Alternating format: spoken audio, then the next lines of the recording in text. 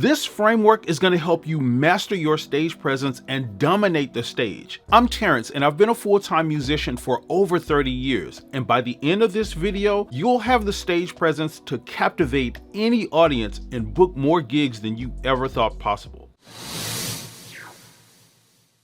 So not long ago, I was invited to this bar by my friend who was celebrating their birthday party. And to my surprise, when I get there, there was a live band on stage. I didn't know there was going to be live music, so it was a cool surprise. And at one point during the night, I sat to listen to them just to kind of check them out. And they sounded really good. Like they had a nice cohesive sound coming from the stage. Nothing was overpowering or anything like that. They knew the lyrics, so it was really cool. But oh my God, did they have horrible stage presence. When I tell you, they were literally sitting there like robots. The expression on their face looked like they wasn't even enjoying it at all. And the overall demeanor of the band looked like they would just rather have been somewhere else. And at one point, my friend leans over to me and says, "This band is whack." And as someone who has worked with bands on their stage presence and stuff like that for over 15 years, this had to be one of the worst I have seen. So I'm going to break down my 3E framework for really dynamic and unforgettable performances. And once you learn this, you will not only have really captivating shows, but you're going to see all of your favorite professional bands do this as well. So the first E in the framework is engage. And this is where you hook audiences' attention and you command their focus to be on you. So one of the biggest mistakes that bands make is that they fail to hook the audience's attention early on in their shows. And the reason that this is a mistake is because there's always a lot of distractions in these public places that we play at. You know, it could be TVs on around the bar or around the club. There's other people talking, other people engaging and doing other stuff. And you want to really get that audience's attention early on, ideally at the beginning of your show, to let them know, hey, you're there. We're here. We're about to hold this thing down. We're about to hold this music thing down, and you need to listen to us. And also, this is the audience's first point of judgment of you as a band or as an act. A lot of times they're even judging you before you play your first note. You can be setting up and they're looking at you thinking in their heads, oh, this is this type of band. So you need to be able to dispel any of those things that they're thinking in their head that are negative early on so you can engage them and keep their attention. As an analogy, if you think about this engagement thing as a dating or relationship situation where you're trying to get a relationship, this is the moment where when you walk in the room, when you walk in the club, you're looking all dressed up, you're looking all fly, smelling good, you got the good looks, and you're commanding attention just by your energy and walking in that room. That's an important first impression. So, some of the ways that you can engage while you're on stage is you keep eye contact with the audience. Stop looking down at your instrument and being distracted with other stuff that's going on stage. Engage with the audience, look at them, smile. You can also have visuals on stage, so some interesting stage props to just like get the audience attention so that when they're looking at you, they can say, oh, hey, that's clever, or hey, that's interesting. These are ways that you can engage, and this is the first E.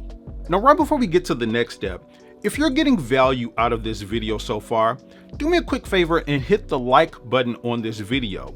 And later I'll show you how to make sure your band is getting massive tips at all your gigs. Okay, so now you got the audience's attention and you've got them engaged, but how do you keep it? Well, that's where the next E comes in, and that is entertain. So this is where you make the audience feel good by involving them in your show. Once you make your audience feel good and make them feel involved, they will remember you. And the reason that that is important is because when they remember you, they will support you and they will come out to see all of your shows. What you're doing when you entertain an audience and get them involved in what you're doing on stage is you're feeling that want, need, and desire that they have when they go out to see live music and live performances. Audiences generally want to feel good. They want to be able to socialize with their friends. They want to be able to snap and clap to the beat and feel like they were a part of something. so that their night is not wasted when they go out and spend money on drinks and waste time leaving home and all of that. So you're fulfilling a need. That's what you have to understand when you're entertaining. Following our dating analogy, this is the part to where you've had a conversation with the person and you've impressed them and you've landed a second date. Now, some of the ways that you can do this is through simple audience participation. You can encourage the audience to clap along and sing along to what you're doing and things like that. You can do like call and responses. So when you're singing a part of the chorus that everybody knows, you can hold the mic out and have them sing the other part of it, or even have them sing the entire chorus. Audiences love stuff like that. And then you can also do stuff like bring people on stage, bring a person that's out there in the audience on stage, especially if that person is already with a group of people. When the person in their group comes on stage, you've got that entire table's attention. So you've got them engaged and you're keeping them engaged. And even when that person leaves off stage and goes back with their table, they're engaged with you for the rest of the night because you just provided them the fun and entertainment that they enjoy. Okay, so now you've got their attention, you've got them feeling good, but what is the thing that's really gonna seal the deal and have them coming up to you after your shows asking to book you? Well, that's where the third E in this framework comes in, and that E is evoke. This is where you're going to evoke an audible response from your audience. So here's the thing. There's psychology around this that explains that when people respond to something emotionally and audibly, they're more likely to be invested in it. The goal is to get your audience talking and responding audibly to what you're doing on stage.